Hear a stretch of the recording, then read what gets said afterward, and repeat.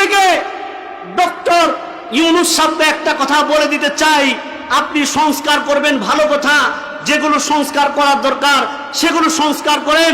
কোরআন সংস্কার করতে আসবেন না, হাদিস সংস্কার করতে আসবেন না, ইসলাম সংস্কার করতে আসবেন না। যদি এগুলো সংস্কার করার জন্য আসেন, আপনি সামনের কথা মনে রাখেন, শেখ হাসিনার মতো আপনাকেও পালাইতে হবে, আপনাকেও পালাইতে হবে। আজকে বাংলাদেশে নারী কমিশন নামে শাহবাগে একটা স্লোগান চলে। তাদের দাবি হলো হেফাজতে ইসলাম বাংলাদেশ এরা নাকি নারী বিদ্বেষী। হেফাজতে ইসলাম বাংলাদেশ নাকি নারী বিদ্বেষী, কিন্তু আমরা কি নারী বিদ্বেষী? আমরা নারী বিদ্বেষী না, বরঞ্চ আমরা নারীর ন্যায্য অধিকার আদায়ের জন্য আমরা লড়াই করি। নারীরা আমাদের মা, নারীরা আমাদের বোন, নারীরা আমাদের মেয়ে, নারীরা আমাদের জীবন সঙ্গিনী। আমরা চাই আমাদের এই নারীরা তাদের ন্যায্য অধিকার কিভাবে পাবে, সেজন্য আমরা মাঠে ঘাটে আন্দোলন করি।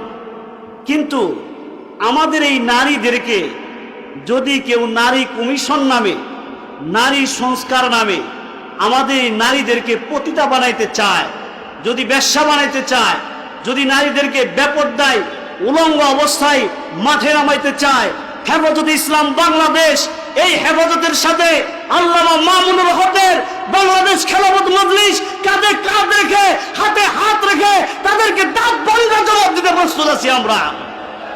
তোমরা কি মনে করেছ, কি মনে করেছ এই দেশের ওলামায়ে কেরামরা শান্তপ্রিয়, এই দেশের হেফাজতে ইসলাম শান্তপ্রিয়, তারা বিনয়ী, তারা নম্র, তারা ভদ্র। হেফাজতে ইসলামের হুঙ্কার দেখেছ, কিন্তু হেফাজতে ইসলামের আক্রমণ এখনো পর্যন্ত তোমরা দেখো নাই। হেফাজতে ইসলাম যদি আক্রমণ শুরু করে, এই বাংলাদেশ থেকে পালানোর রাস্তা খুঁজে পাবে না। সুতরাং আজকের এই মঞ্চ থেকে ডক্টর ইউনূস সাহেব একটা কথা বলে দিতে চাই, আপনি সংস্কার করবেন ভালো কথা, যেগুলো সংস্কার করার দরকার সেগুলো সংস্কার করেন। কোরআন সংস্কার করতে আসবেন না, হাদিস সংস্কার করতে আসবেন না, ইসলাম সংস্কার করতে আসবেন না। যদি এগুলো সংস্কার করার জন্য আসেন, আপনি সামনের কথা মনে রাখেন, শেখ হাসিনার মতো আপনাকেও পালাইতে হবে, আপনাকেও পালাইতে হবে। আর একটা কথা বলে আমি শেষ করে দিতে চাই, আমার বাংলাদেশে এখন কিছু দলের লোকেরা এমন ভাবে তারা পায়তারা শুরু করেছে, মনে হয় দেশটা মনে হয় তাদের বাপ দাদার শুরু হয়ে গেছে। আমার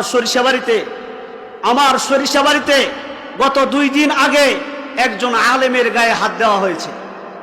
অপরাধ কি?